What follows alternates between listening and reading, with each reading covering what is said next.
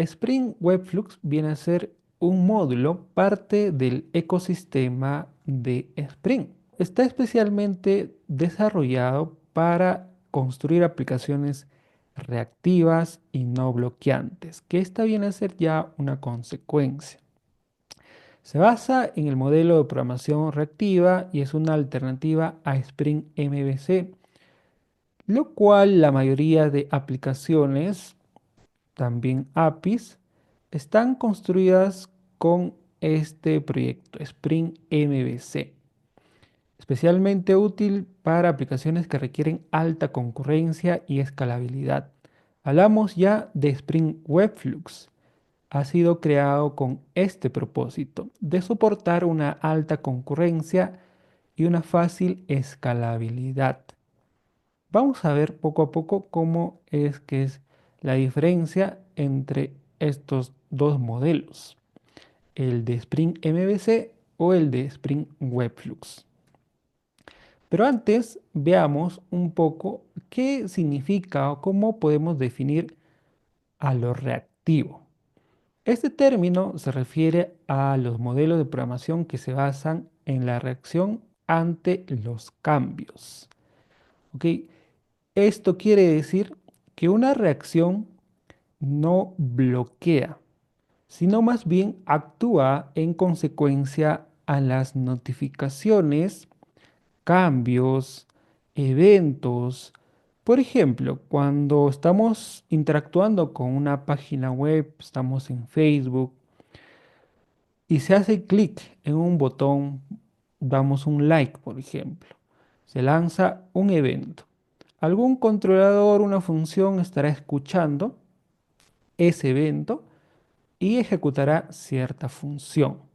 Entonces, no es que la página se bloquea hasta que nosotros realizamos una acción, sino que cierta función se ejecutará basada en cierto evento cuando vaya a ejecutarse.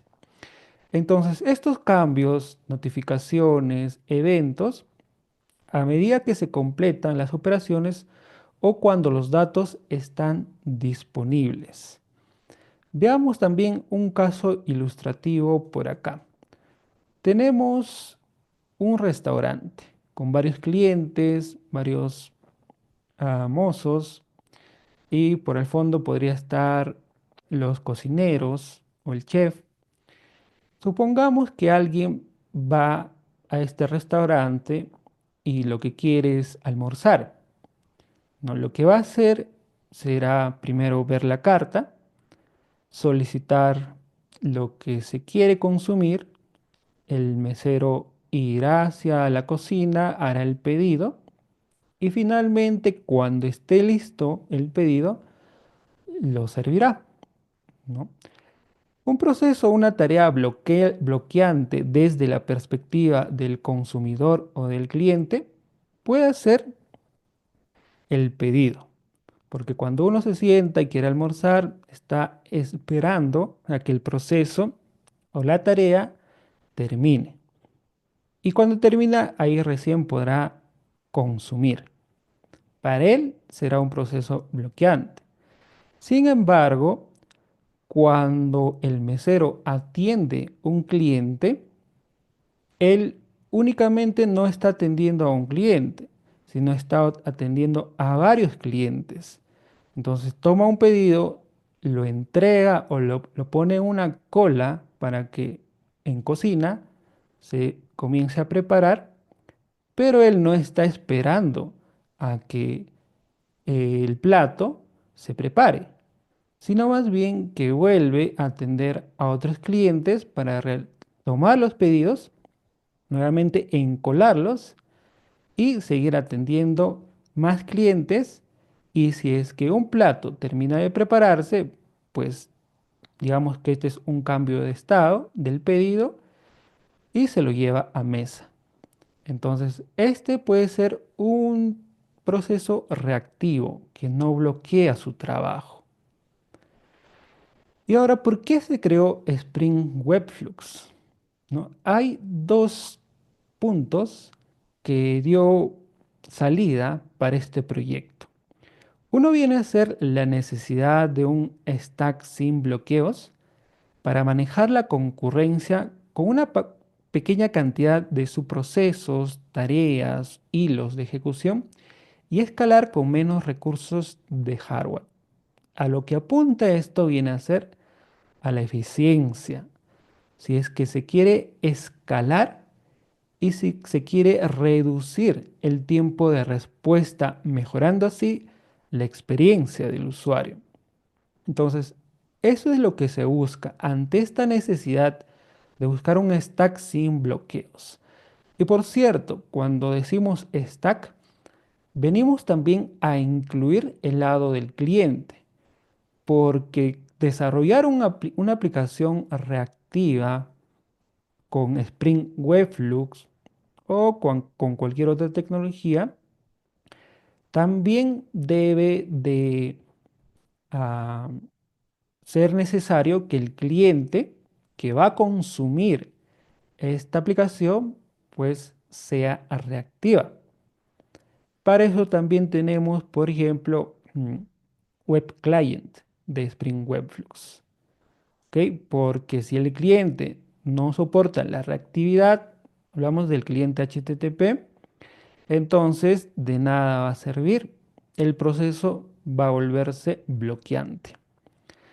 Ahora, también la incorporación de expresiones lambda en la versión 8 de Java, que dio oportunidades para las API funcionales en Java. ¿Ok?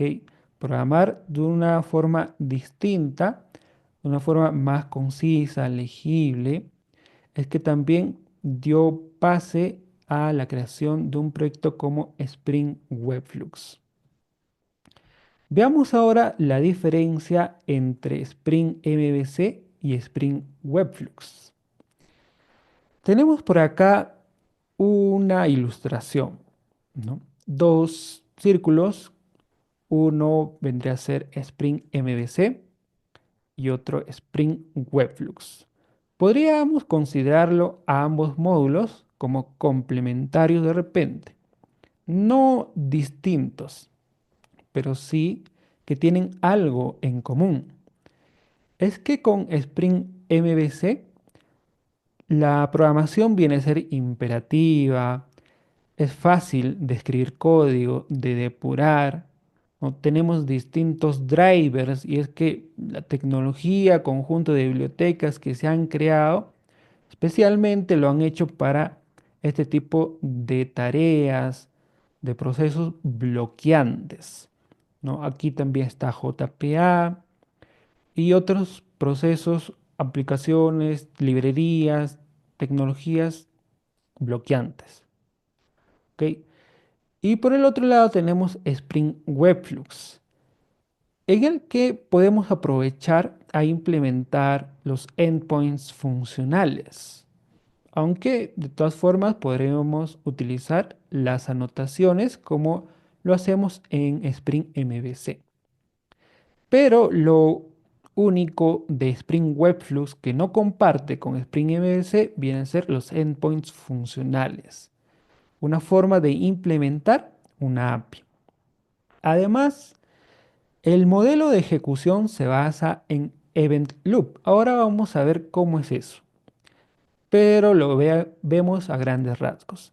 Además, también se incluye acá Netty, que está especialmente creado para la reactividad. ¿Qué más encontramos, pero ya en ambos que se llegan a compartir? El controller.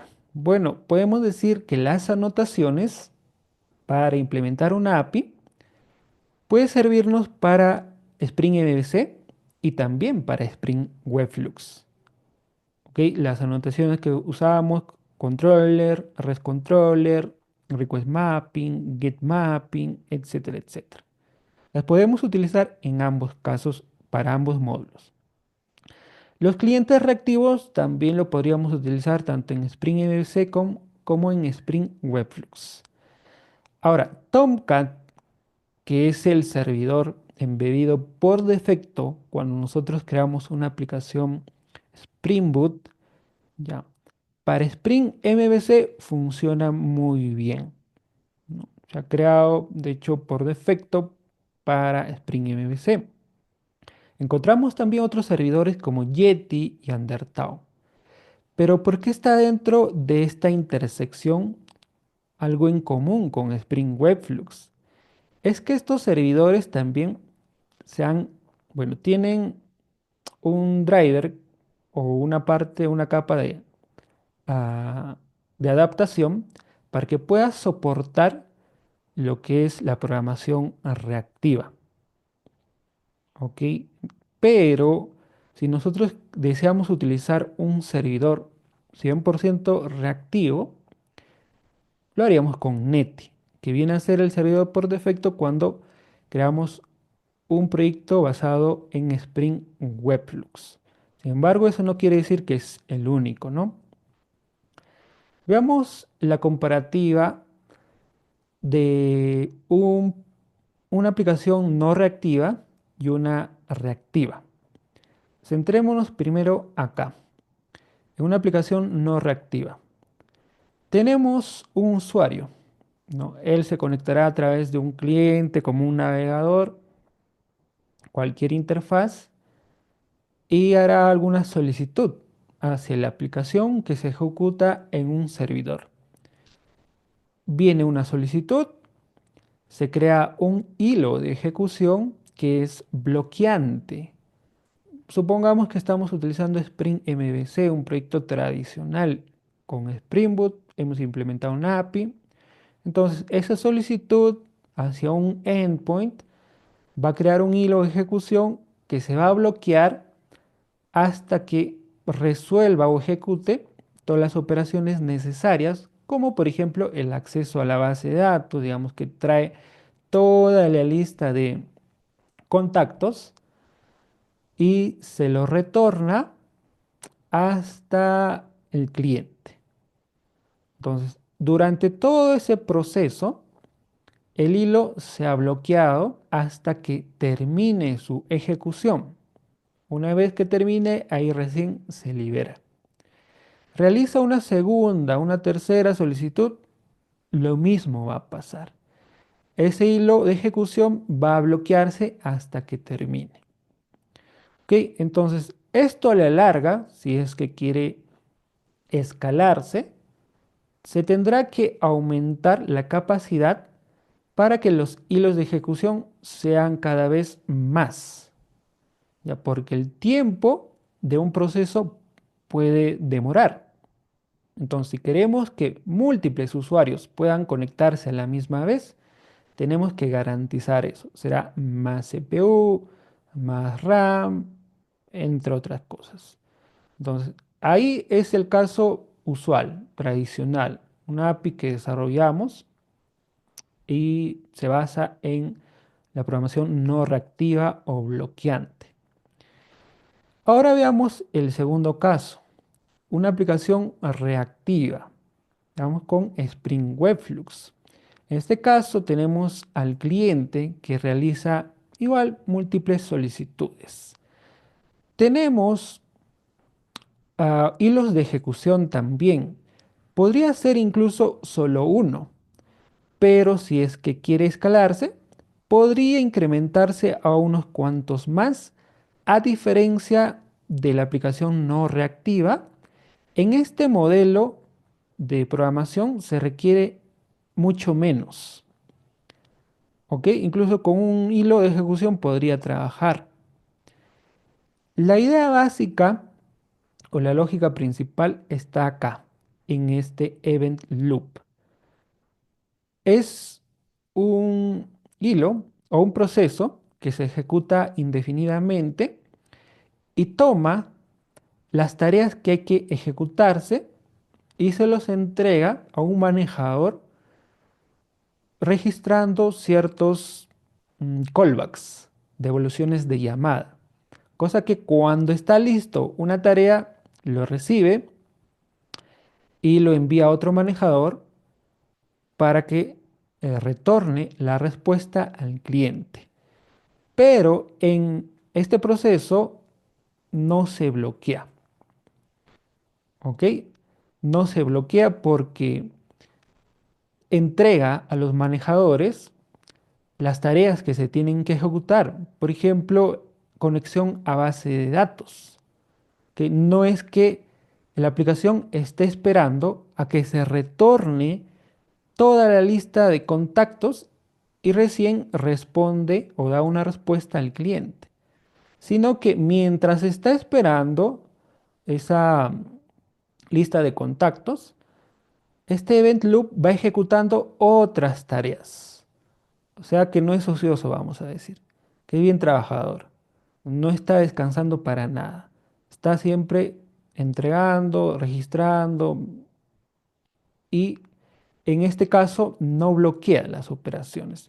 Pero sí va a haber una especie de colas para poder encolar ahí los trabajos que se tiene que ejecutar. Entonces, esto a la larga es mucho más fácil de escalar y especialmente para el caso donde se requiera una concurrencia alta, que soporte una concurrencia alta. ¿Ok? Entonces, justo para ese caso es que está creado este proyecto para garantizar la escalabilidad y para una alta concurrencia. Y la conexión a la base de datos también tiene que trabajar con la programación reactiva. No es cualquier base de datos, o al menos debe de usarse un driver específico. Veamos ahora el caso del soporte de los servidores. Sí, en un principio, dentro de Spring Webflux encontrábamos a Netty, ¿no? Y es que Netty es un servidor que soporta Reactive Streams. Ya, Reactive Streams viene a ser la especificación para la programación reactiva. ¿Ok? Esta es una especificación que le dice a cualquier librería que vaya a implementar cómo es que hay que hacerlo. Su homólogo vendría a ser, por ejemplo, JPA, también una especificación, Java Persistence API. Y yo les voy a dejar una preguntita para que lo respondan por el chat. Tenemos nosotros un proyecto que se llama Spring Data JPA, que de hecho es un subproyecto de Spring Data, ¿no? Y sabemos cuál es la implementación principal de Spring Data JPA, porque JPA es una especificación, ¿no? Entonces yo les pregunto, ¿cuál o cuáles son las implementaciones de Spring Data JPA? Mientras continuamos. Entonces, Netty viene a ser un servidor que soporta Reactive Streams, es decir, que nativamente soporta programación reactiva. Ya es nativo, recomendado por Spring Webflux. Ahora, si queremos utilizar otro servidor como Undertown, Tomcat, Yeti, también lo podemos hacer, pero este ya tiene un adaptador.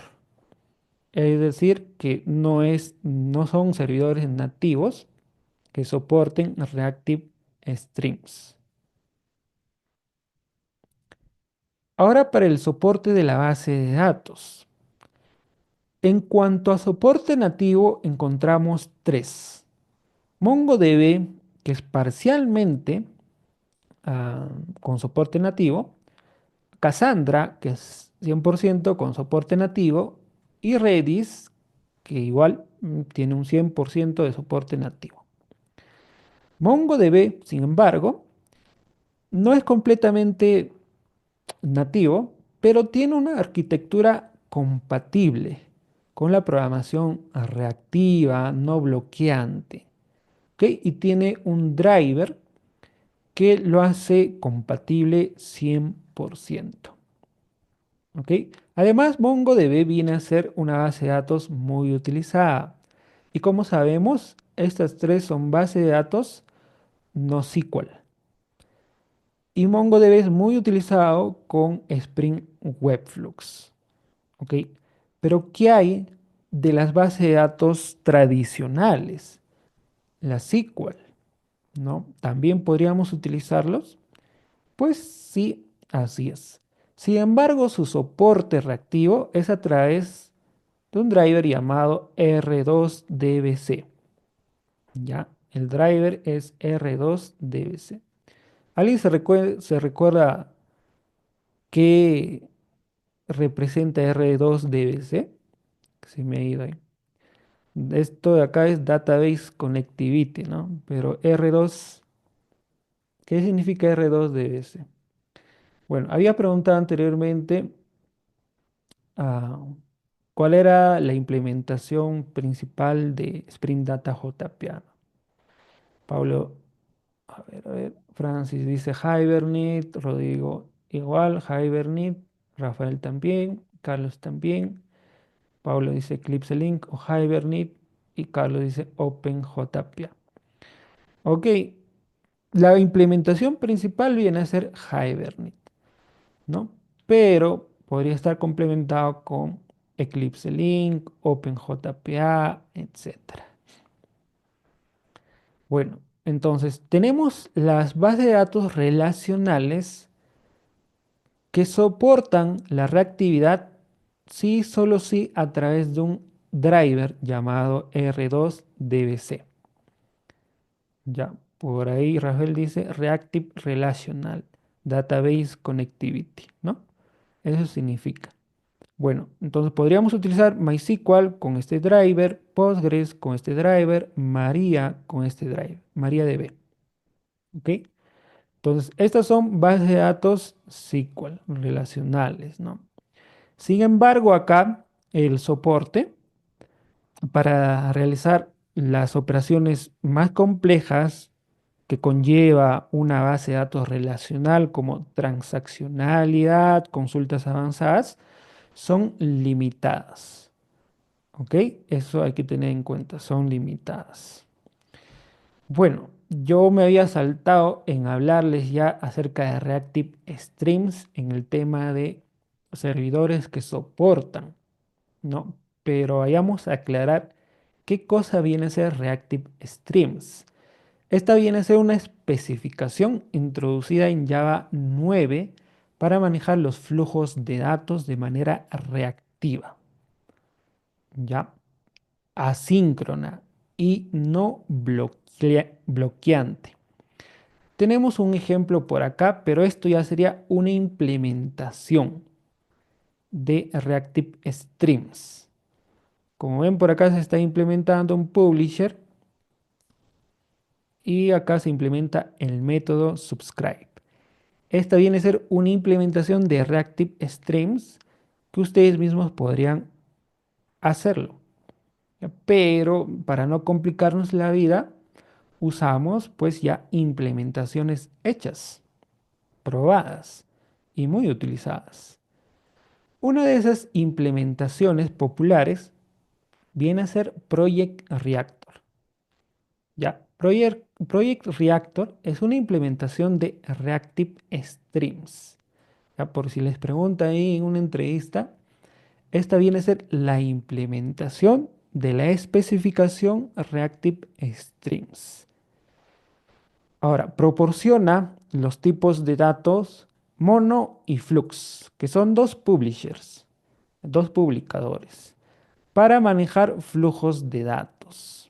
Ya tenemos por acá, para cada uno se usa en un escenario específico. El mono, que puede envolver, como una lista o como un optional, acá, que envuelve un objeto de algún tipo.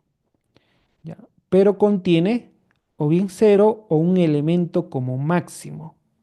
Por ejemplo, cuando consultamos un endpoint para los detalles de un contacto y lo consultamos mediante ID. Entonces, podríamos utilizar el mono. Ahora, si queremos retornar una lista, una colección de elementos más de uno, que bueno, puede estar vacío también, en este caso podríamos utilizar flux. ¿Ok? Entonces, flux para una colección de elementos de cero a más. Mono de cero a uno. Y tenemos por acá un ejemplo, ¿no? Mono lo inicializamos con este método estático, con un elemento que es una cadena o la mundo. Y flux que lo inicializamos con dos elementos. ¿Ok?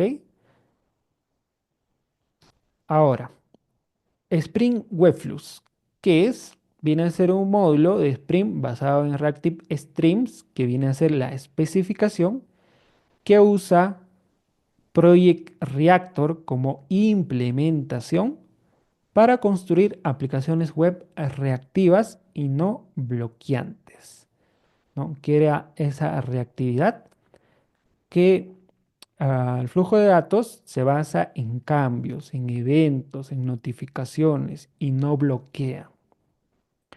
Ahora, esta viene a ser una alternativa a Spring MVC para aplicaciones de alta concurrencia, pero bien podríamos tener ambos módulos en un solo proyecto.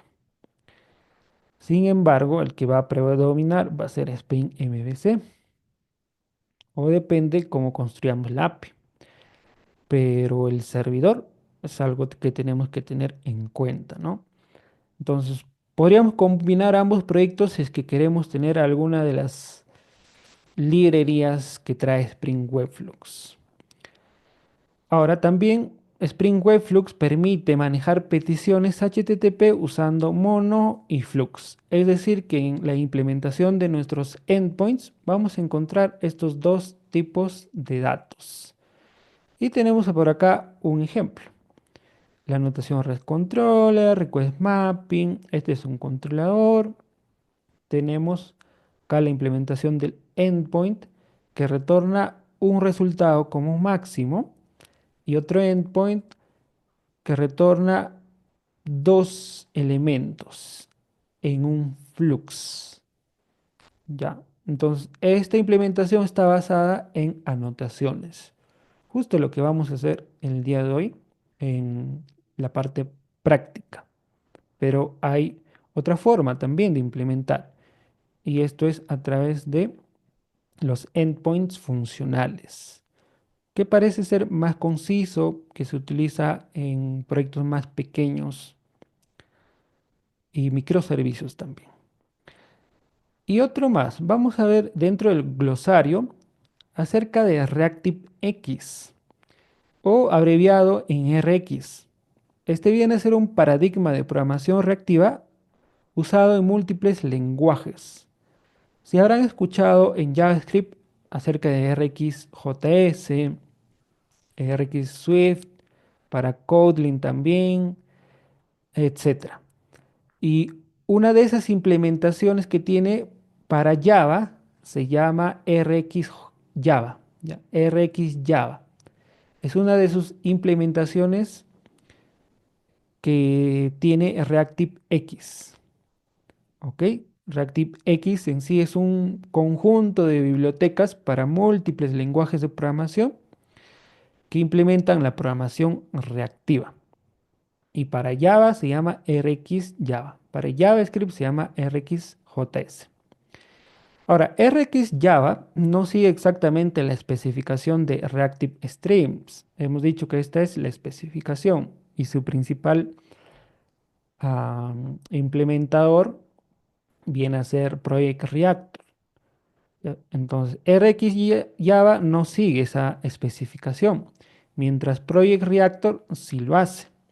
Sin embargo, Java y Reactor son muy similares en su funcionalidad. ¿Ya? En su funcionalidad sí son parecidos.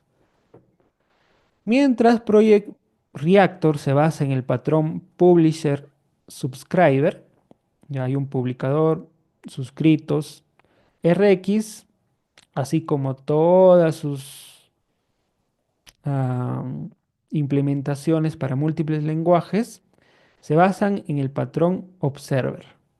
Ahí hay una diferencia. Bueno, finalmente vamos a ver este temita como parte adicional de esta parte teórica.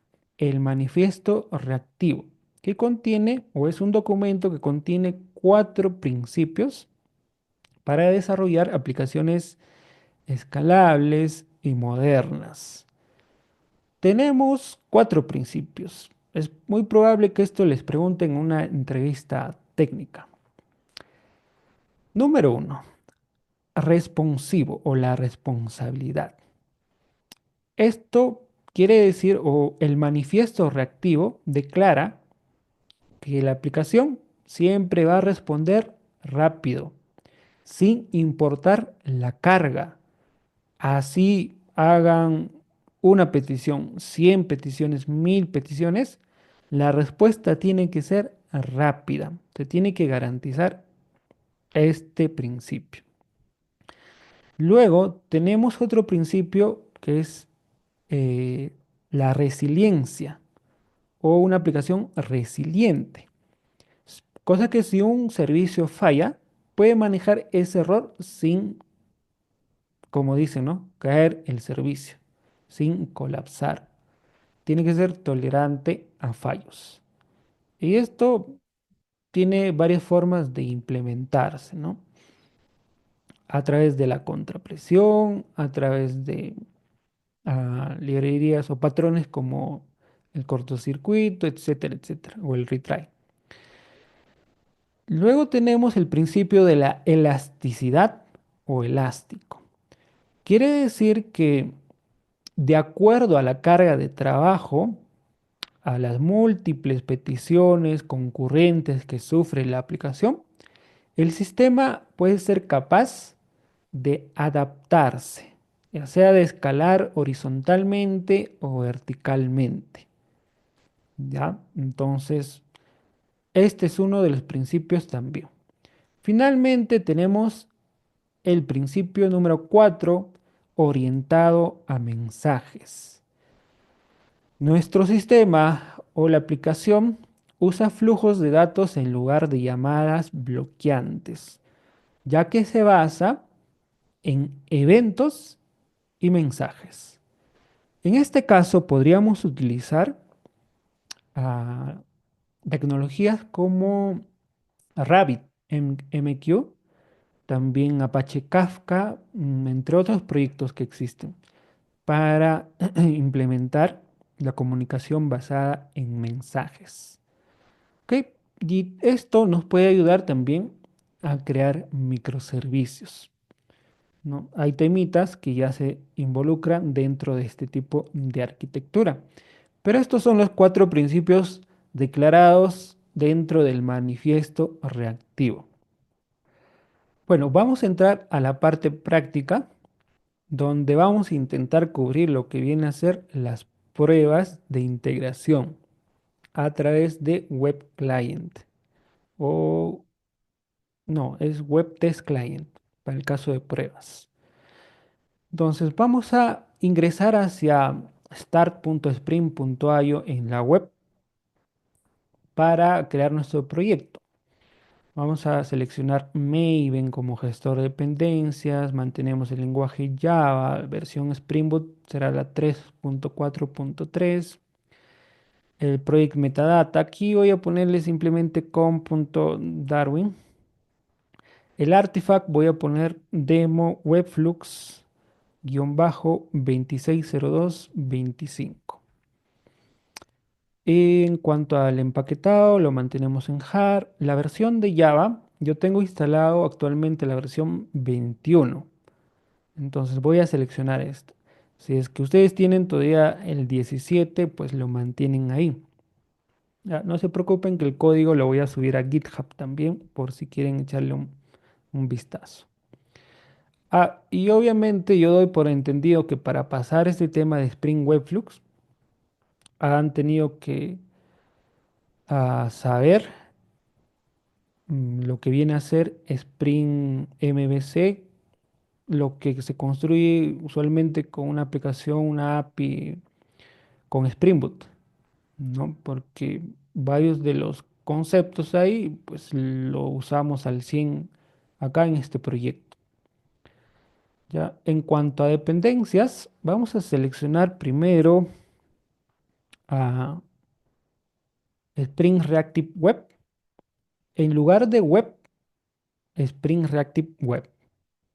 ¿Ya? que incluya a Netty como servidor embebido.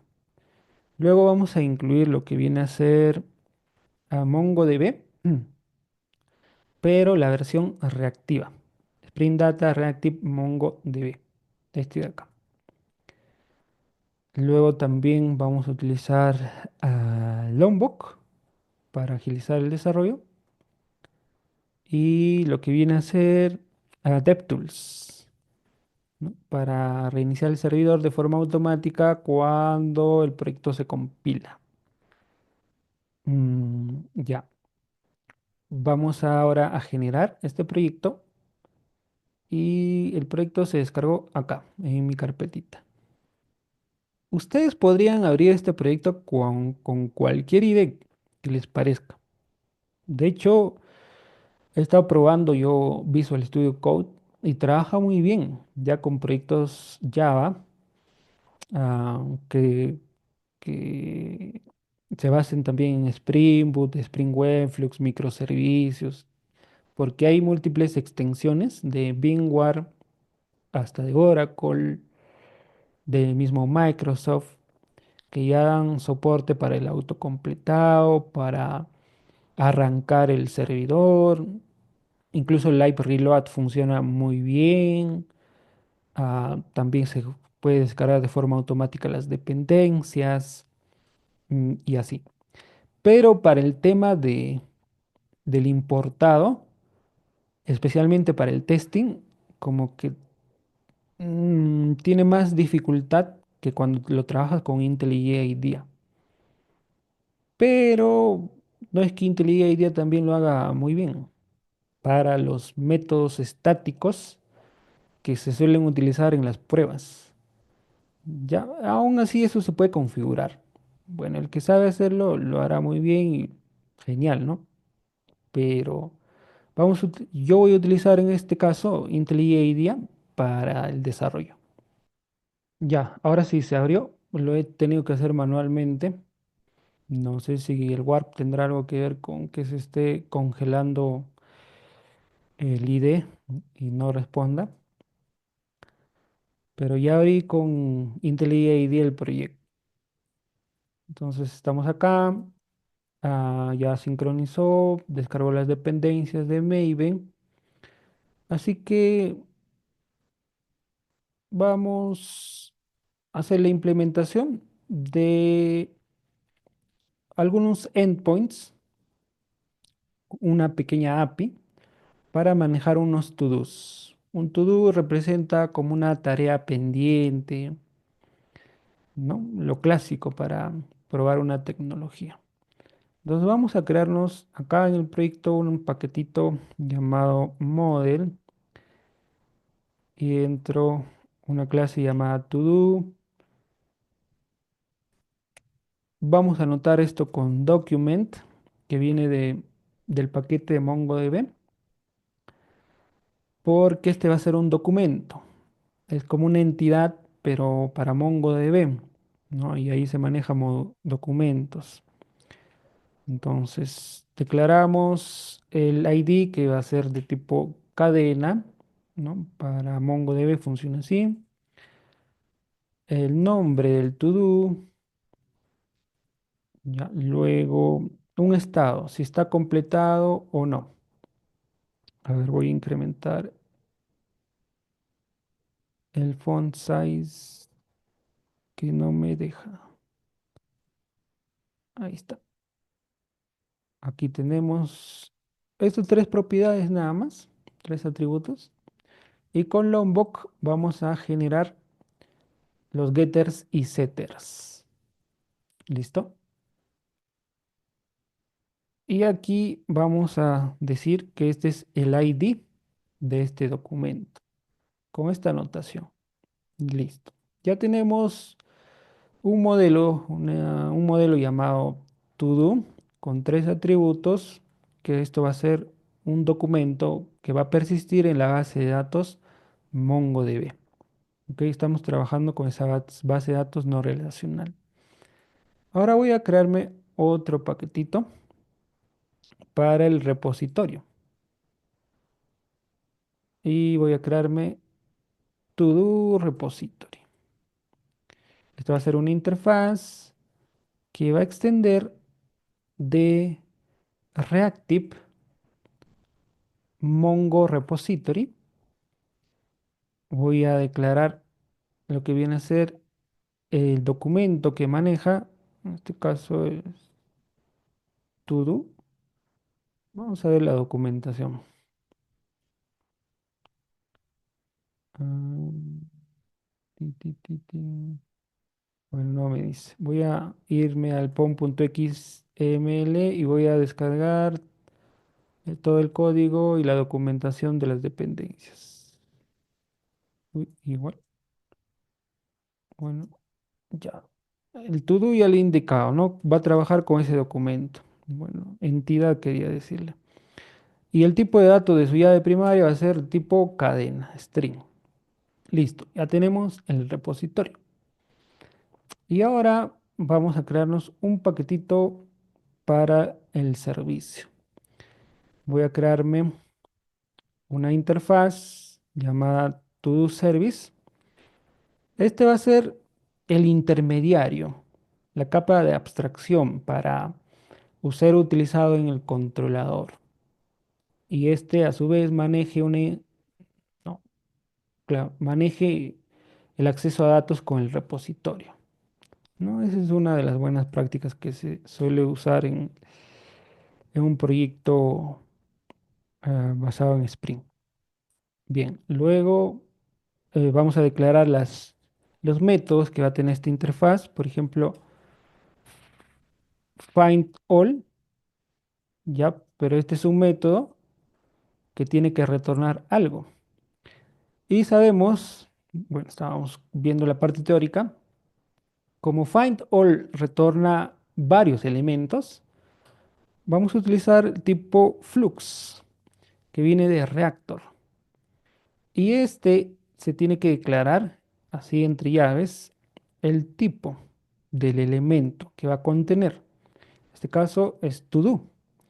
Entonces, esto es más o menos como una lista de to-dos, ¿ya? Pero usando el tipo de dato flux, que es reactivo. Luego, para buscar un solo to-do, implementamos find by ID y recibimos un ID de tipo string.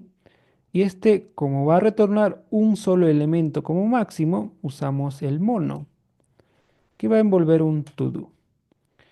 Luego necesitamos un método para un delete. Vamos a llamarle delete nada más. Y va a recibir un objeto, ya, un to-do, para ser eliminado en la base de datos. ¿Y este qué va a retornar? Nada. No va a retornar nada en sí. Pero hay que hacer que esto también sea reactivo.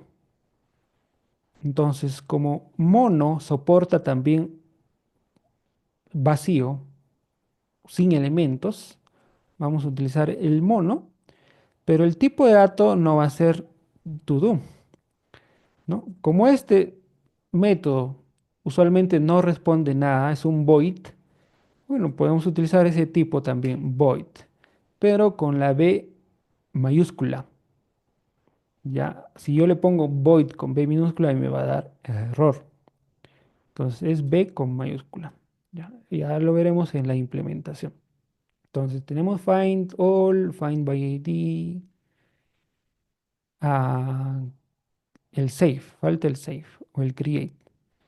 Ya, ahora, para el create, ustedes saben que retorna lo que se ha creado y solo es uno. Entonces retornamos un mono con el to do. Vamos a llamarle acá create. Vamos a recibir también un to do que va a persistir en la base de datos. Entonces, hemos creado la interfaz to do service, hemos declarado los métodos y ahora hagamos la implementación. Vamos a crear una clase llamada to do service y MPL. Y esta sí la vamos a anotar con el estereotipo service, con la anotación service, ¿ya? Y vamos a implementar la interfaz to do service Implementamos los métodos, tiene que ser todo. Y como ustedes saben, los service trabajan con los repositorios. Entonces, voy a utilizar la inyección de dependencias por constructor. Entonces, voy a declarar una variable final tipo todo repository. Y este tendría que crear su constructor, ¿no? Para inicializarlo. Y que Spring pueda resolver esa dependencia. Pero como hay una notación de Lombok llamado required args constructor, va a crear ese constructor por mí. Así que yo ya no tengo que hacerlo manualmente y que se vea ahí. ¿Ok? Para eso me va a servir la notación required args constructor. Siempre que haya declarado el final. Porque si no declaro el final, el constructor que va a crear va a estar vacío. Entonces funciona con el final. O hay otra notación que es el required, no null. Bueno, hay una notación que trabaja con required también. Ya, entonces vamos al find all. Para implementar esto es bastante sencillo. Lo único que vamos a retornar será to repository.findAll, que si lo ven acá, retorna un flux de to-dos. ¿Ok? Entonces simplemente retorno así. Ahora para el find by ID, algo muy parecido, find by ID, ya está. Ahora para el delete, será todo repository.delete, le envío el to-do y ya está. ¿Y esto qué responde? Vean, un mono void, ya que no va a tener ningún elemento, va a estar vacío. Y para el caso del create va a ser todo repository. Llamamos a save, que se encarga o bien de crear o de actualizar. Y le enviamos el todo que se supone no tiene un ID asignado. Entonces, esta es la implementación. Me parece muy sencillo, ¿no? De repente, la complicación ya va a estar en el controlador, donde vamos a utilizar programación funcional o expresiones lambda. Ya, entonces creo que hasta aquí no he hecho más que retornar lo que ya hace el repositorio. ¿Ok? Ahora vamos a crearnos un paquete para el controlador. Vamos a llamar a una clase todoController. Vamos a anotarla con ResController. Luego request mapping para que la ruta inicie con barra API, barra todos. Y acá vamos a igual inyectar por constructor lo que es el todo service. Y lo hacemos con required args constructor de Lombok. Y comenzamos a implementar los endpoints. Ya, vamos a hacer cuatro para listar todos los to-dos, para obtener un to-do por ID, para crear un to-do y para eliminar un to-do. Entonces, rápidamente vamos a usar getMapping. Esto va a retornar una lista. Entonces usamos flux, una lista de to-dos. Vamos a llamarle getAll. Retornamos usando toDoService y el método findAll. Ahí creo que está bastante sencillo. Estamos retornando todos los to's en un flux. Eso es todo. Ahora para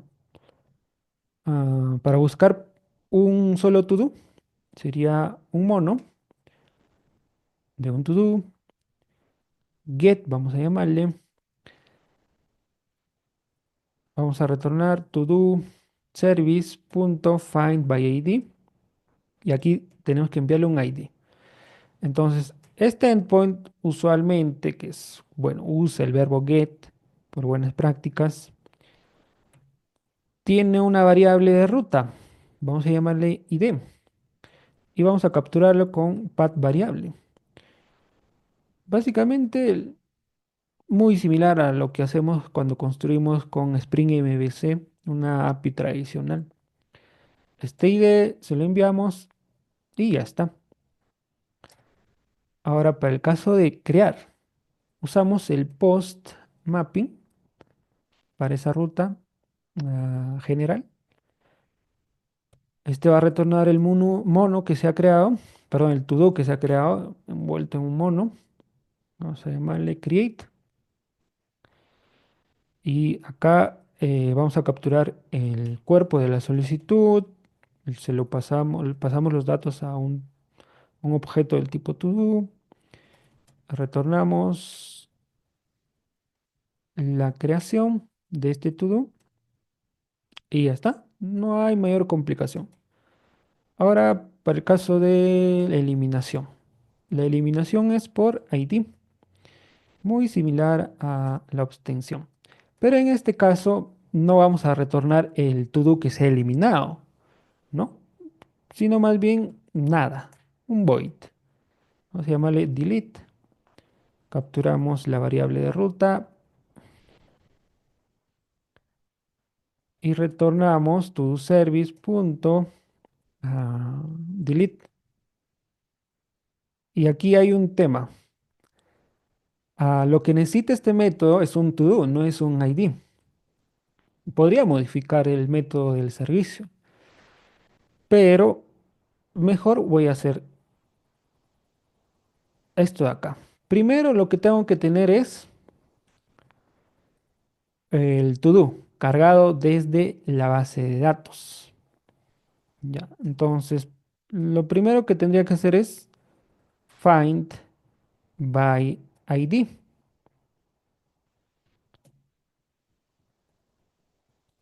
Este return lo voy a quitar por ahora y por ahora voy a retornar un null. Ya. Entonces find by ID lo que me retorna es un mono con un to-do. Y después de esto, lo que tengo que ejecutar será la eliminación. Entonces, para este caso, yo puedo concatenar este resultado. Como me retorna mono de un to-do, puedo concatenarlo con una operación adicional. Un operador, como puede ser map, filter, bueno, depende del caso, etcétera, etcétera. Entonces acá tenemos varios métodos que podemos ejecutar. ¿Ya? Entonces podría ejecutar el map y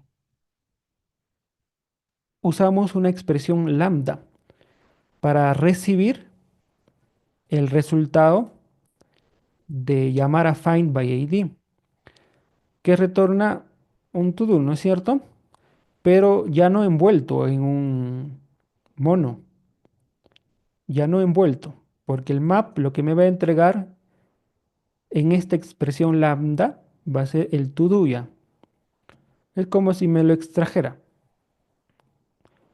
Y esto yo lo puedo mandar a eliminar usando to service.delete y le envío el to do. ¿Ya? Entonces, esta expresión se puede reducir incluso aún más. Yo voy a comentar y esta expresión se va a reducir a lo siguiente.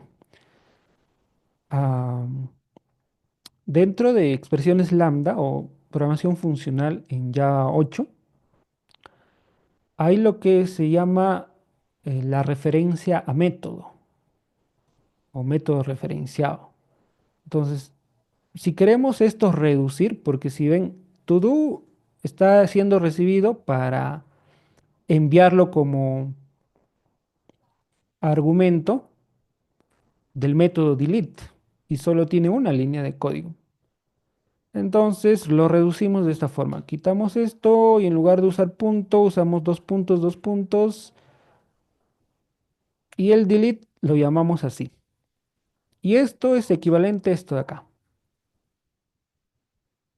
¿Ya? Esto es una referencia al método delete. Entonces la expresión se reduce. ¿Ok? Eso ya es parte de Java 8. Ahora bien, ¿qué es lo que va a retornar finalmente map? El resultado de delete. Entonces, el resultado de delete es también esto. Por lo tanto, voy a hacer un return directo así. Tengo un error. Ah, ya, me estoy dando cuenta que estoy equivocado. Lo que hace map, bueno, sabemos que delete retorna un mono de un void, ¿no? Pero lo que va a retornar map es el mono del resultado de delete. O sea, el mono de un void. Por eso es que me da este error y acá me dice no. El tipo de resultado que se requiere es el mono envuelto que envuelve un void. Pero el que tú me estás dando es el mono de un void. Entonces tengo que extraer básicamente uno de esos monos, tengo que eliminarlo. Ya, no sé si se llega a comprender, pero si es que lo analizan, van a llegar a ese punto. Ya hay que leer la documentación y ese errorcito que me muestra ahí como que cierta sugerencia para resolver este error. Ya, entonces, ¿cómo hacemos para que no pase esto? Para que no me retorne el mono de un void. Ah, ya. Existe un operador llamado flat map. Lo que hace es aplanar. Aplana el flujo de datos en uno solo. Entonces, quita ese mono y ya solo me va a quedar un mono. Y este es el operador flat map, ¿ya? Y acá igual tampoco hubiera funcionado. Entonces lo voy a reemplazar así. Ya saben que esto es equivalente a esto, pero en su versión más concisa. ¿Ok? Entonces ahí sí cumple con el tipo de retorno. Justo por ahí había comentado Rafael, ¿no? Usar un flat map.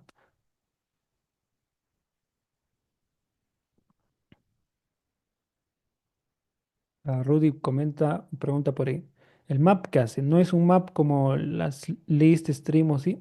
Claro, sí, pero en este caso es un operador reactivo. En la programación tradicional, lo que retorna el map es un stream, pero en este caso que retorna o bien un mono o bien un flux. Por ahí habían preguntado por qué no usar el autowire. Ah, ya, pues por cuestiones de buena práctica. Se suele utilizar mejor la inyección de dependencias por constructor que por el uso de la notación auto-wired. Ese auto-wired ya lo vamos a utilizar en pruebas. Ahí no es necesario. Ya, entonces, terminamos de implementar esto. Y antes de hacer las pruebas con un cliente HTTP, vamos a configurar la conexión a la base de datos, porque si no me va a dar error. De hecho, ni siquiera tengo arrancado el servicio. ¿O sí? Vamos a ver, voy a abrir Docker mientras ejecuta. Voy configurando acá en el Application Properties el puerto. Lo voy a definir igual 8080, pero ahí queda más explícito. Ya. Entonces acá lo que necesito ejecutar es la base de datos MongoDB. No, no es esto, Redis. Ya, este es mi contenedor MongoDB en el puerto 27017. Y la conexión de base de datos lo tengo por acá, que no me acuerdo. Ahí está. Esto es la conexión, spring.data.mongodb.uri en una sola línea en este archivo properties. MongoDB, dos puntos, barra, barra, mongo, que son las credenciales. Luego sigue la ubicación, localhost, puerto 27017. y la base de datos. Estos parámetros para que no me esté molestando en cuanto a las credenciales. ¿Listo? Entonces ya estoy configurando la conexión a la base de datos y vamos a arrancar el proyecto. Voy a irme a la clase principal, voy a hacer clic en este botoncito. Acá le voy a dar clic en Enable Annotation Processing de Lombok para que genere el código que tenga que generar el plugin de Lombok y pues funcione todo bien, ¿no? Pero acá tengo un error. Me dice, la variable toDoService no ha sido inicializado en el constructor por defecto. Y esto es porque el Lombok tiene un problema para esta versión de Spring Boot, tanto para el 3.4.2 como el punto 3, ¿no? Eso es lo que estamos usando, sí. Lombok tiene un problema ahí, ya. Eh, Como no está generando el constructor Lombok, está sucediendo ese error. Entonces vamos a irnos al pom.xml y vamos a comentar esto de acá. Esto de acá. En la parte final hay una etiqueta que dice build, plugins, plugin y otro plugin. Esta primera parte la vamos a comentar, que se relaciona al proyecto Lombok. Entonces voy a comentarlo y voy a recargar la configuración de Maven. Eso va a solucionar el problema con Lombok. Y ahora sí cierro, arranco otra vez el servidor. Se ve muy grande, vamos a disminuir el tamaño. Ahí está, me dice, se ha desplegado la aplicación, el puerto 8080. ¿Qué más? ¿Algo interesante? No, nada. Bueno, por acá, Mongo Client with Metadata, me dice. El driver llamado Mongo Java Driver, Reactive Streams, Spring Boot. De repente tiene algo de interesante. Bueno, ahora vamos a probar. Am, yo voy a utilizar lo que viene a ser un cliente HTTP llamado HTTPy, me parece que es. Esto de acá. Ya, ustedes también lo pueden usar en lugar de Postman, que Postman ya me parece muy pesado, ya. Pero he visto que hay cositas que no funcionan para simular un cliente reactivo. Sin embargo, para probar endpoints tradicionales, bloqueantes, normal, ¿ya? También tiene una integración con la terminal. Voy a abrir Warp para este caso y voy a limpiar esto de acá. Entonces acá voy a ejecutar, es como usar curl, pero un curl moderno, según he ido probando. Entonces voy a utilizar HTTP, el comando HTTP, estaría usando localhost, 2.8080, eso no. Pero acá puedo acortarlo con 8080 barra API barra todos, enter. Y ahí está la respuesta. Estoy haciendo una prueba de este endpoint y está funcionando. ¿Ok? Ahora, am, con Postman, ¿cómo harían? Creo que no habría dificultad si es que quieren hacerlo con Postman. El consumo de este endpoint va a ser igual en esta primera fase. Localhost 8080, API todos, verbo get. Ejecutan. ¿Qué pasa acá? Ya, había agregado un encabezado por acá. Voy a quitarlo, luego ya lo agregamos. Acá está. El resultado viene a ser un array. ¿Ya? Entonces voy a probar eso también para insertar un nuevo registro. Para insertar con esta herramienta que es HTTPy, el cuerpo va a ir así nada más. Por ejemplo, un to-do, voy a crear ir al cine. Luego, de hecho me está autocompletando esto de acá, ¿no? Qué interesante. Bueno, también voy a decir que está completado. Sí. Bueno, no he ido al cine, pero va a estar completado. Acá al final estoy agregando guión stream que no es para esta prueba. Entonces, ejecutamos y ahí ya me creó lo que viene a ser un registro. Cosa que si yo consulto la lista de to-dos, ya tengo uno acá, ¿no? Ojo que ahorita mismo yo no estoy probando la reactividad. Habíamos dicho que el cliente tiene que también ser reactivo y por defecto este cliente no es reactivo, pero me va a servir para insertar varios to-dos. Entonces voy a insertar más, por ejemplo, programar de noche. Completed, false. ¿Qué más? Ir de compras. ¿Qué más? A ver. mm, estudiar IA. Bueno, true de repente. ¿Qué más? Descargar e instalar Warp, vamos a decir. Completed false. Listo. Entonces, si consultamos la lista de to-dos, tenemos unos 2, 3, 4, 5. 5 to-dos. Me va a servir para poder realizar esta prueba. Ya podían insertar más si desean. Ahora, mm, vamos a probar como si este fuera un cliente reactivo. ¿Ya?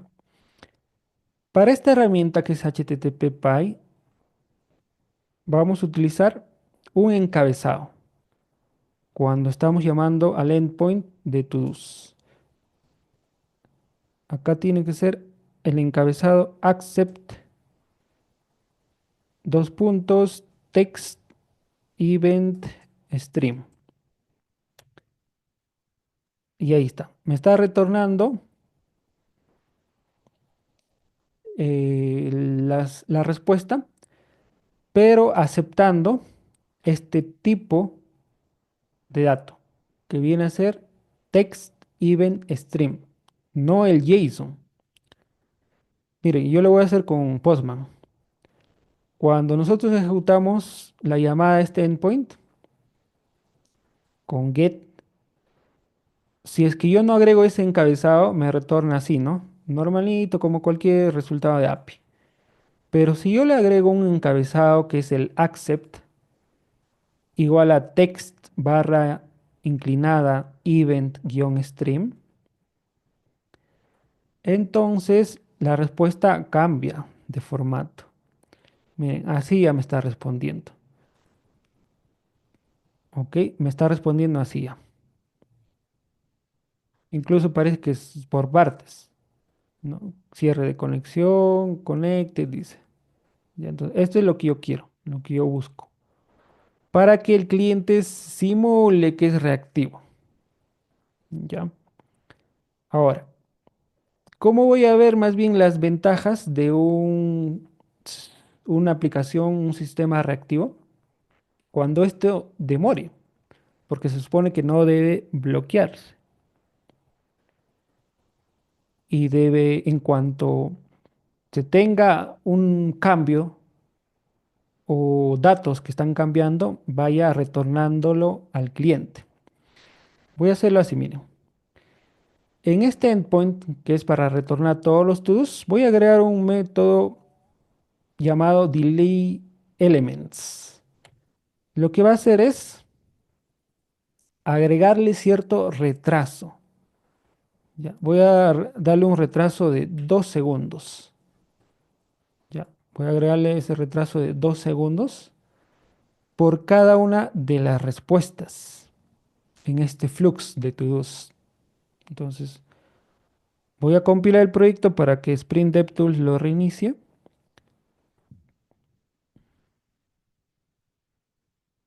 Espero que lo haya hecho. Vamos al Postman, envío la solicitud Y ahí me está respondiendo, miren, por partes. Primero me respondió ir al cine, luego programar de noche, ir de compras, estudiaría y luego descargar e instalar Word. En cuanto a Sprint tenga el resultado, así sea de uno, de dos, ya lo va enviando al cliente.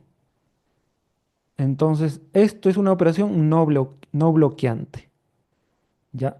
Pero ¿qué pasa si es que el cliente sería un cliente normal, tradicional, que no soporta la reactividad? Para simular eso voy a quitarle este encabezado en Postman. Ya, lo quito y vean que esto se queda colgado. Uno, 2, 3, 4, 5, 6, 7, 8, 9. Y ahí recién me ha respondido todo de una, ¿no? Pero ¿qué pasa si sobrepasa los 60 segundos? Ahí sucede un error server time out y ya un error 500. No. En cambio, con la programación reactiva, en cuanto va obteniendo cambios en el flujo de datos, ya se lo va enviando al cliente. Entonces, por eso es que ambas partes tienen que soportar la reactividad. Entonces, con este encabezado simulamos eso. Nuevamente vamos a probar con ese encabezado. Ejecutamos. Ahí va respondiendo por partes, en cuanto los tenga, ¿no? Cada 2 segundos va recibiendo la respuesta. Entonces, ¿qué ha pasado? Y de esa forma podemos probar la reactividad. Igual con esta herramienta de HTTP podemos probarlo así. ¿Ven? Por partes también va respondiendo acá, ¿no? Data, data, data. Por partes. En cambio, si yo no le envío este encabezado, se va a quedar pensando unos 10 segundos.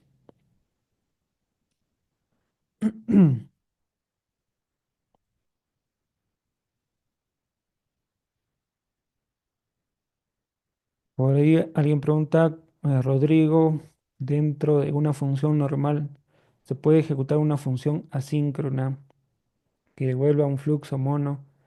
El fin es que esta función no bloquee la función principal común. Ah, claro, se va a concatenar. Eso es lo que vamos a ver ahora. De hecho, ya lo estamos haciendo con el endpoint de delete. Aquí estamos concatenando. Find by ID y el resultado con un flat map, ¿ya? Pero ahorita lo vamos a complicar un poquito más para las pruebas, porque si se han dado cuenta aquí falta corregir algo, ¿ya? Y es en cuanto a las buenas prácticas para la implementación de una API REST, que viene a ser en los status code de los endpoints, de las respuestas, ¿ya? Por ejemplo, create debería de responder el código 201, delete el 204.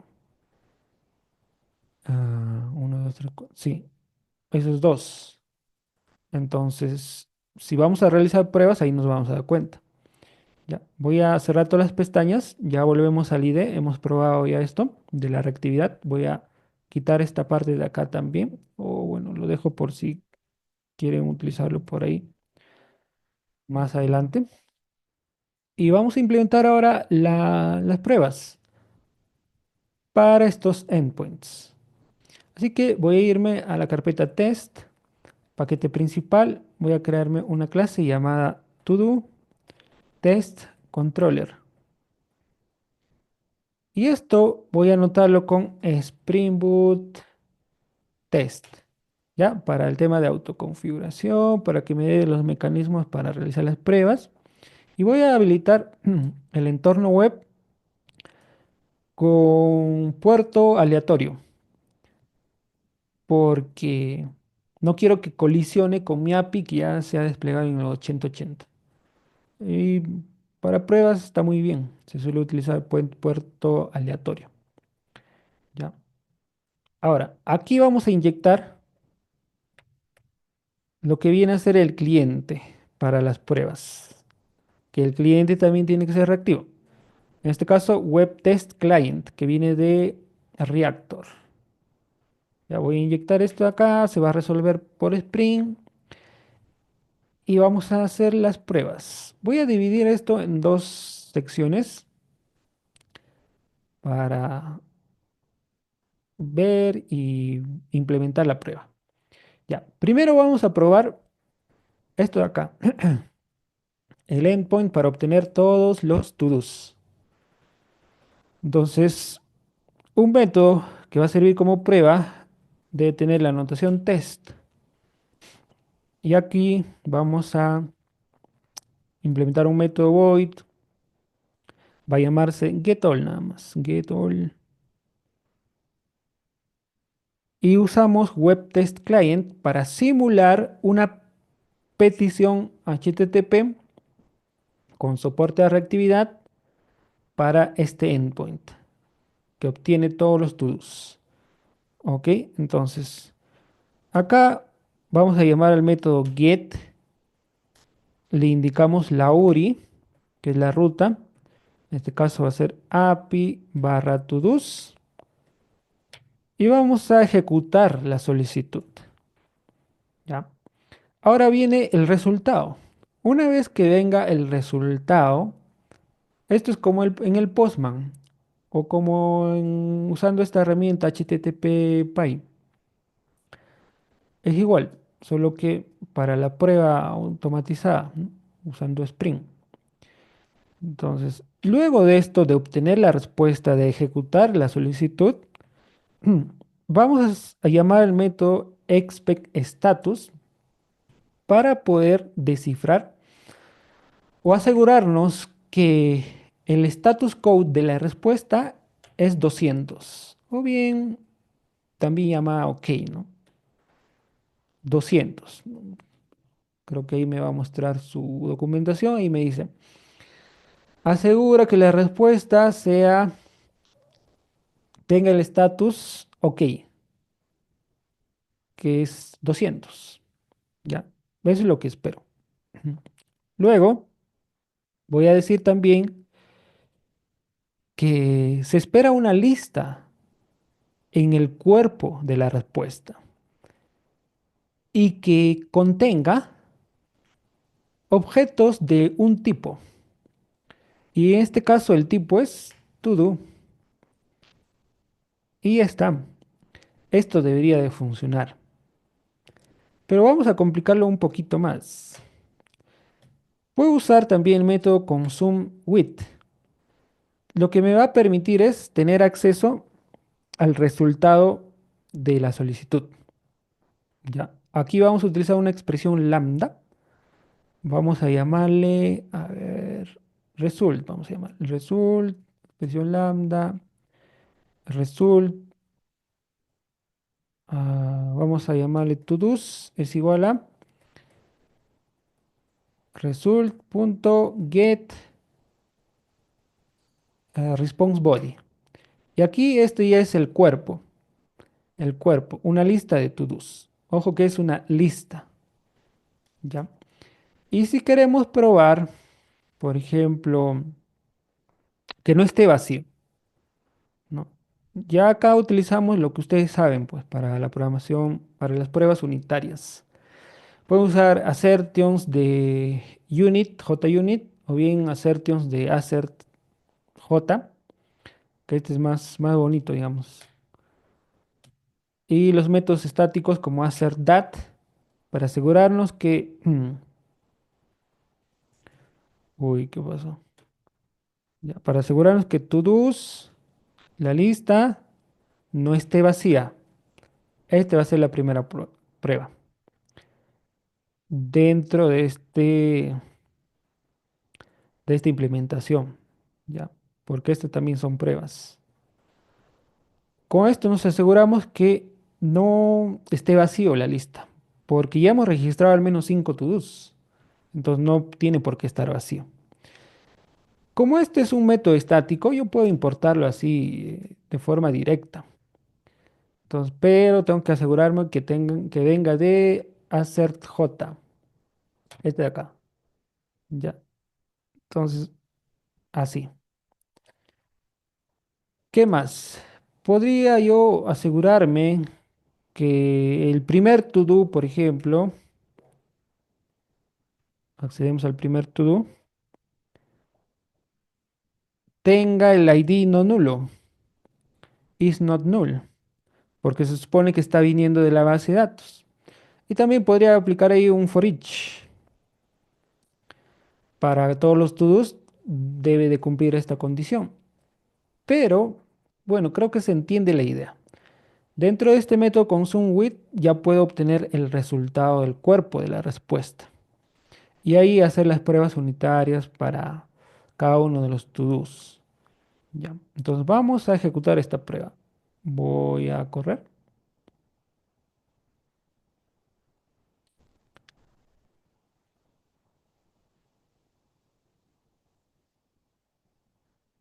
Y ahí la prueba ha salido satisfactoria. Está en verde. Entonces, vamos bien. Ahora, vámonos con el get. El get. Sí, está bien, con el get. Ya usamos test, usamos void. Ya. Para este caso yo necesitaría saber con anticipación un ID. Podría irme a la base de datos y obtener un ID, usar ese ID para realizar la prueba de este endpoint, ¿no? Pero, ¿qué pasa? Que voy a estar dependiendo de un ID de la base de datos. ¿Qué pasa si lo elimino? Ese ID va a hacer que esta prueba ya no funcione. Entonces mejor me voy a crear acá un método privado que va a crear todos. Ya, va a retornar incluso un todo.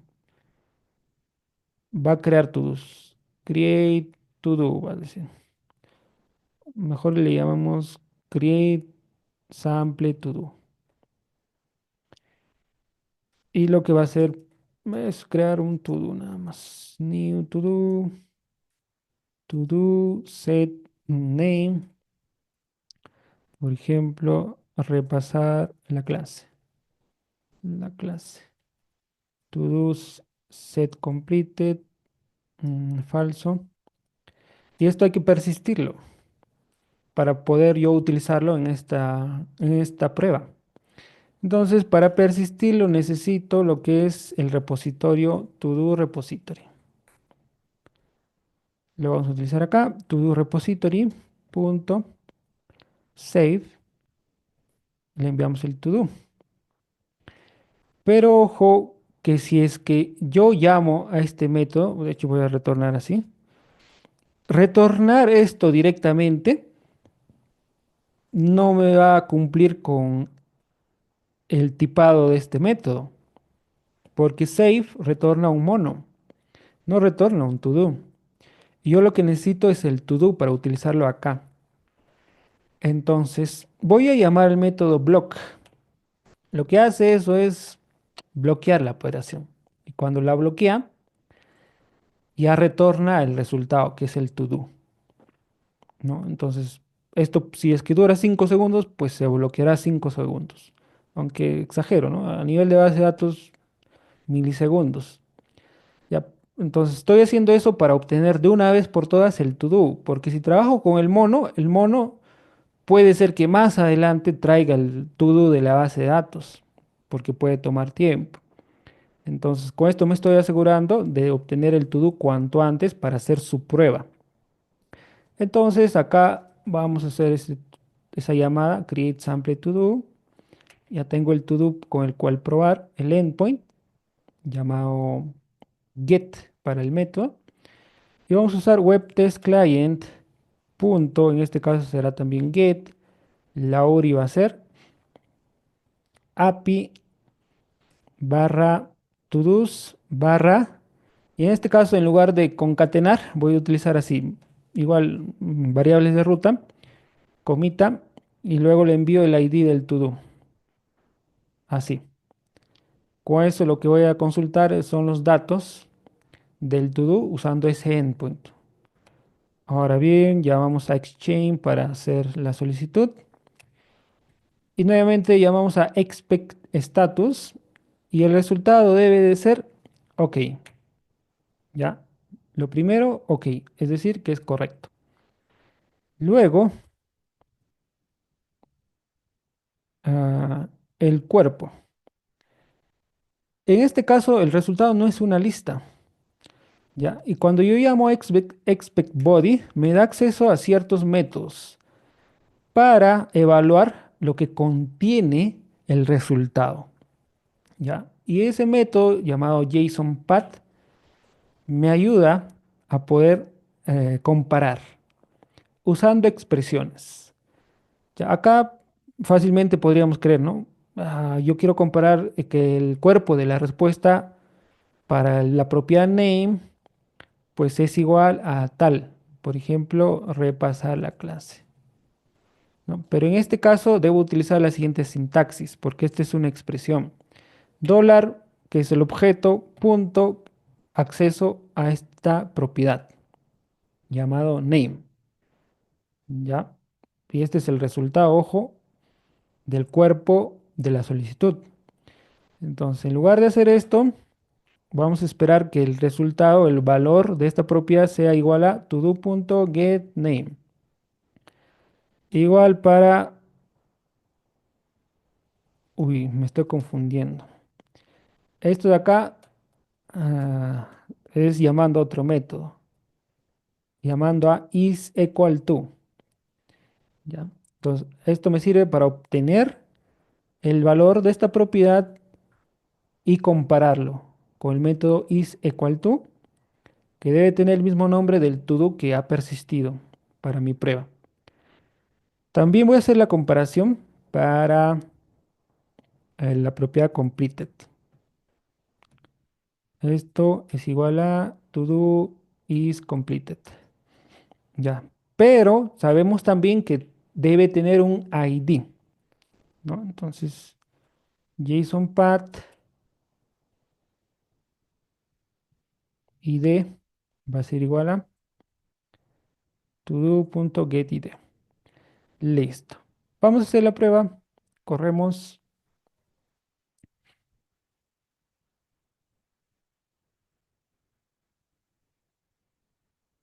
y pasó. Pasamos la prueba. Ahora voy a hacer que no pase. ¿Qué se supone que tiene que retornar este endpoint cuando le envío un ID que no existe en la base de datos? ¿Será lo mismo o será otra cosa?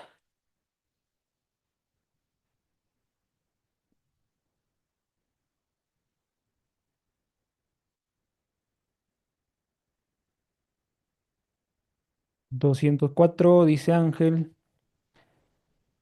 Sí, ¿se acuerdan cuando ustedes buscan en la web? Vamos a hacerlo. Digamos, facebook.com y busco una ruta que no existe. ¿Qué me dice? Este contenido no está disponible en este momento. Bueno, bendito Facebook. Ni siquiera me muestra el código que quiero decir. En sí es el 404. ¿Ya? El 404 que representa un not found, no encontrado. Es un recurso que no se encontró por un ID que no existe en la base de datos. Entonces voy a probar eso. Voy a duplicar este método get, ya tal cual, ojo.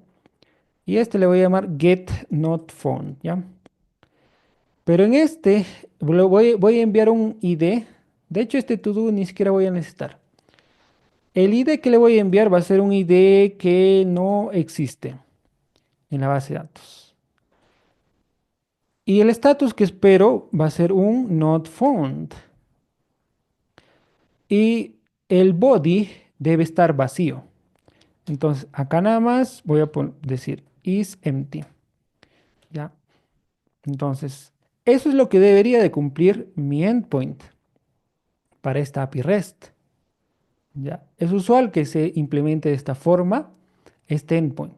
Si es que no encuentra un resultado que retorne 404, ¿pasará? Voy a correr mi prueba. No content es para una operación correcta, pero sin cuerpo de respuesta. Ya, entonces, esta prueba no ha fallado, perdón, no ha pasado. Acá me dice, lo que se ha retornado es no content. No, no, lo que se ha retornado es un 200. Ya, acá está, acá está. Lo que esperaba es un 404, porque yo le dije eso, is not found, 404. Pero lo que ha retornado es un 200. ¿Por qué? Porque el cuerpo del mono ha estado vacío, ya es un tubo en blanco, pero eso no debería de pasar. Debería de responder un 404. Entonces, esto hay una forma de resolverlo. Este mono, mejor dicho, este to do lo voy a reemplazar por un response entity. Ya, así, un response entity.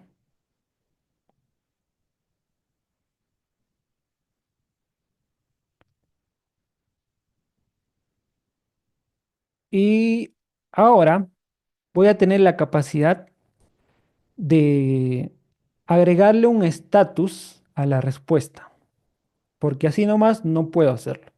Voy a colapsar esto un poquito así. Ya. Entonces, tengo acá el response entity dentro del mono, ojo, porque también podría estar fuera, pero queremos que sea reactivo completamente la respuesta. Entonces lo ponemos dentro del mono que va a envolver el todo. Aquí esto ya deja de funcionar. Entonces vamos a hacer una nueva implementación. ToDoService.findById. Aquí lo que va a hacer es buscar. Y si es que lo encuentra, vamos a ejecutar el operador map. Ya, map lo que hace es ejecutar una expresión lambda que se basa en la interfaz function. Esto es nuevamente de IA 8. Function es una interfaz funcional que recibe un objeto de tipo T y retorna un objeto de tipo R, ¿no? Es decir, un objeto distinto a lo que recibe, aunque también podría ser iguales, pero usualmente se hace para modificar la respuesta, el objeto. Find by ID lo que retorna es un mono que envuelve un to-do. Ya, con map lo que voy a hacer es lo siguiente. Recibo el to-do y lo que voy a retornar ya será un response entity punto created, por ahora va a ser nulo esto, punto body será el to-do y aquí me falta el build, no, así nada más. Ya, esto. Esto ahora será la respuesta con un map. Recibo un objeto de cierto tipo, pero retorno un objeto de otro tipo. Entonces, casualmente, bueno, no casualmente, justo eso es lo que queremos para este método. Este map va a retornar un resultado del tipo mono que envuelve un response entity con un to do. ¿Ya? En created lo que se viene a colocar es la ruta la ruta de ubicación del recurso. Por ahora podría servir el null o si no puedo hacerlo así. uri.create. ¿Dónde está este recurso? API barra todos barra todo.getID. Ya, entonces ahí tengo un encabezado que se va a agregar a la respuesta y el cuerpo viene a ser este todo. Pero ojo que esto es cuando haya una respuesta no vacía. ¿Qué pasa cuando no se encuentre el to-do. En ese caso voy a ejecutar otro operador que es el switch if empty. ¿Ya? Switch if empty. Lo que va a hacer es ejecutar. A ver, vamos a ver. Allá, no ejecutar. Lo que va a hacer es retornar otro objeto si es que la respuesta de find by ID está vacío. Entonces, podría retornar un nulo, pero yo no quiero retornar un nulo. Quiero que retorne un status 404. Entonces voy a hacer esto. Response entity.notFound.build. Ya, ahí construyo. Y tengo un errorcito acá. Acá me dice que lo que requiere switch if empty, o mejor el método, es un mono. Pero aquí yo le estoy respondiendo directamente al response entity. Ah, ya. Entonces esto yo le voy a envolver. Voy a hacer un salto de línea para que se vea mejor. Un mono.just. Aquí envío el response entity.notFound.build. Ok. Entonces acá ya estamos concatenando. Si es que tiene un valor, se ejecuta esto. Si es que no, se ejecuta esto. Justamente lo que deseo para mi prueba. Entonces vamos a ejecutar la prueba. A ver si pasa ahora. Y tram pasó. Ahora sí es correcto. Cosa que si yo le envío un ID válido, pasa. Si no, lo volvemos a probar acá. Y si es que le envío un ID que no existe, también pasa con un status 404. Uy, aquí tengo un error. Menos mal lo he probado. A ver, ¿qué está pasando acá? Ah, no, ¿qué hice? Este created no es acá, es en el create acá. Acá simplemente es ok, nada más. No sé por qué hice así. El create es cuando creo algo, pero acá estoy obteniendo. Entonces, a este ok le envío el to do. Y acá puedo utilizar referencia de método. En lugar de hacerlo así, uso dos puntos y esto ya dejo de usarlo. ¿Listo? Entonces se reduce, ¿no? Y debería de funcionar ahora. A ver, volvemos a ejecutar esto.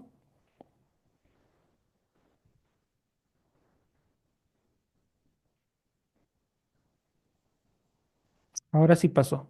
Ya tenemos el get correcto. Y esto de, de seguro sí funciona. Lo vamos a probar todo a la misma vez cuando ya esté implementadas las pruebas. Bien, ahora vamos con la implementación del create. Ya, del create. Vamos a hacer una prueba. A create vamos a llamarle. Vamos a usar igual web test client punto. Aquí será post con la URI API barra todos. Ejecutamos la solicitud y analizamos el status. El status debe ser created porque es una creación. Además, vamos a analizar el cuerpo de la solicitud. Vamos a decir que el ID es no nulo o no está vacío. Además, podemos decir que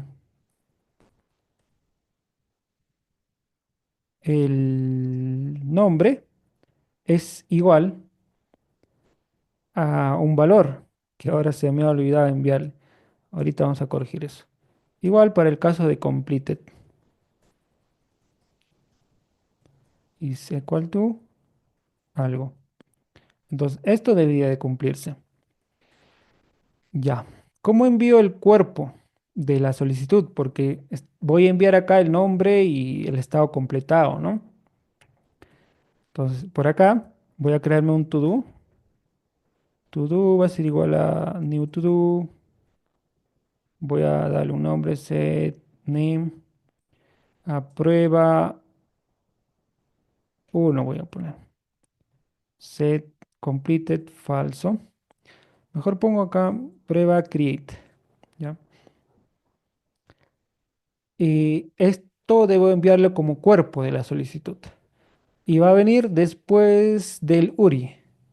Ya, después del URI lo envío en body value. En body value le envío el cuerpo. Y acá voy a compararlo. Que el nombre debe ser exactamente igual al del to do que se lo envió. Y el completed, el mismo caso, pero para la propiedad completa. Entonces, esto debería de funcionar. Pero sabemos que no va a funcionar. Porque actualmente create lo que responde es un 200. Ahí está. Ha fallado. Porque lo esperado es 201 y lo que retorna actualmente es el 200. Corrijamos. Este create va a retornar ya un mono con un response entity para modificar el status. Ahora va a ser algo similar a lo que habíamos hecho antes. Map. mm, recibimos el to do. Response entity punto created. La localización de este recurso será en todos barra todo get ID. Vamos a formatear. Punto body, le envío el to do como cuerpo de la respuesta. Y ahora ya debería de cumplir. Ah, sí, ya debería de cumplir. Pero tenemos un error acá. A ver, response entity, to do. Ah, ya, ya. Acá es el URI, ¿no? URI.create. Ya. Si no, para. No, está bien. Ahí nada más. Está bien. Ya, ahora tengo otro error. ¿Qué error es? Ya. El nombre todo ya está siendo usado como cuerpo de la solicitud. Acá le voy a poner T nada más. T y acá también T. ¿De acuerdo? T y T. Listo. Entonces, esto ya cumpliría. Vamos a correr nuevamente la prueba.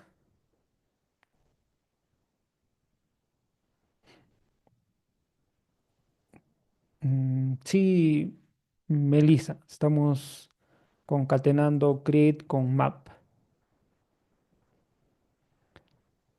Ojo que esto es parte de response entity. Si es que ahí está, ya pasó la prueba de create. Decía, si esto de acá no se comprende muy bien, lo que podríamos hacer es abrir llaves y retornar de esta forma, claro, con su punto y coma. Ahí la expresión lambda tiene un cuerpo, ¿no? Entonces, de repente no se entendió mucho, así podría quedar. Pero el ID me va a marcar en gris porque esto se puede colapsar, se puede reducir así, como la versión anterior. Quitamos llaves, quitamos punto y coma y ya está. Esta es la versión corta. Bueno, con este formato ya se ve mejor. Entonces lo voy a dejar así. Ya. Ahora, implementemos la prueba para el último endpoint, que viene a ser delete. En el caso de delete, va a ser algo parecido a lo que es get, ¿no? Porque acá va a ser una búsqueda, pero también va a ser una eliminación a partir de la respuesta de esa búsqueda. Ya. Vamos a implementar la prueba, test. void delete. Primero vamos a crear un ejemplo, así como en get. Voy a copiarme esto para eliminarlo, ¿no? Entonces usamos web test client.delete la URI. Acá será todos barra id y el id va a ser todo.getID. Exchange para ejecutar la solicitud y esperamos cierto estatus. El estatus va a ser no content. No content es una operación correcta, pero sin cuerpo en la respuesta. Además, vamos a decir que el cuerpo de la respuesta está vacía. ¿Ok? Entonces, esto no va a pasar porque acá este delete retorna el 200, no retorna el 204. Lo vamos a ver ahora. Y acá está. Me dice, uy, acá me dice, el esperado es 204, pero el que respondió es el 200. Entonces hay una incoherencia ahí. Corregimos. Esto de acá lo voy a eliminar, ¿ok? Para que no confunda. Bien, entonces, para hacer esta respuesta, vamos a aplicar un map. A ver, a ver, a ver. Ahí ya, yo lo voy a tener acá como comentario y volvemos a iniciar esto. Return to service.findID. Ya, esto que me retorna un mono de un to-do. Al tener un mono, y acá, antes de proceder, porque no va a tener sentido, este mono debe envolver un response entity que envuelva un void, ¿no? Así, porque solo de esa forma puedo modificar el status code de la respuesta con el response entity. Ya. Una vez obtenido el resultado de find by ID, estamos en el caso de que ha encontrado el objeto. En este caso vamos a concatenar con map, ¿ya? Map. Si es que tengo el to-do, ah, voy a ejecutar lo siguiente. Lo siguiente, después de haber obtenido el to-do, será llamar a to-do service, luego al método delete, enviándole el to-do encontrado. ¿Ok? Y luego, cuando se haya ejecutado la eliminación, es que recién puedo crear el response entity. ¿Ok? Y eso no lo puedo hacer después del map. Eso lo tengo que hacer dentro del map. Porque lo que retorna delete es un mono. Es un resultado, pero a futuro. Si es que yo concateno una operación con map, eso no me asegura de que efectivamente se haya eliminado el to do. Por eso es que voy a continuar la ejecución del delete. Ya voy a concatenar. Acá voy a ejecutar el map, un map también, así como habíamos hecho por acá. O bueno, como en el get, ¿no? Ya, acá recibo nada, en realidad no necesito nada. Entonces paréntesis en blanco, porque después de todo delete lo que me retorna es un mono void. Entonces no voy a recibir nada. Y retorno el response entity punto no content. Quiere decir que se ha eliminado correctamente con el build. ¿Ya? Así. Entonces, esto será la respuesta. Me dice cannot infer functional interface type. Ok, sucede aquí que el response entity que está retornando necesita un tipo. un tipo de lo que contiene, así sea void. Entonces voy a hacer esa declaración de esta forma, aunque tampoco me retorna. Cannot infer functional interface type. Ah, a ver, un ratito voy a hacer esto. A ver, voy a probar con todo bien.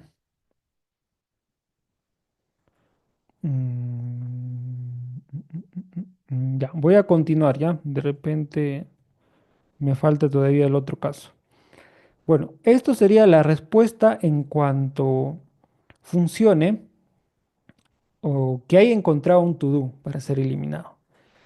Y si no, vamos a ejecutar lo que hacíamos en el get también, el switch if empty. Esto acá, switch if empty. Y acá le enviamos un mono con el response entity punto not found punto build. Y ahí sí me acepta.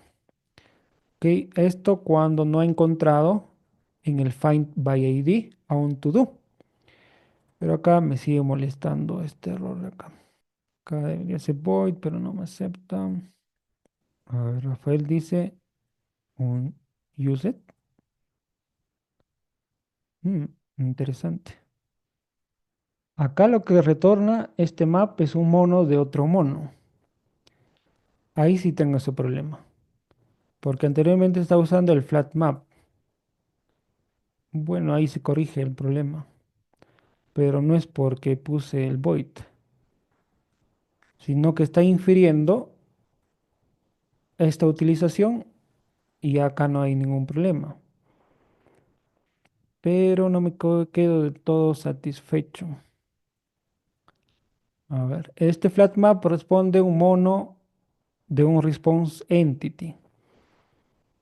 Ya, el switch if empty también trabaja con, no, claro, recibe por inferencia este tipo. Y acá ya no tengo que declarar el tipo de esta interfaz. Podríamos quitar este return acá y acá, igual acá. Entonces, esto sería la implementación. Pero otra forma de usar, en lugar de ese un user, que la verdad no sabía que se podía utilizar de esa forma, también se puede usar el den, ¿sí? Ajá, sí tiene razón Melissa. En lugar de usar este y un uset, podría usar el den, que es algo como lo que hace switch if empty, pero luego de que se ha ejecutado el delete, retornamos un objeto. Ah, y esto tenemos que envolverlo en un mono. Mono.just, así. Ujú. Esta sería otra forma, en lugar del un uset.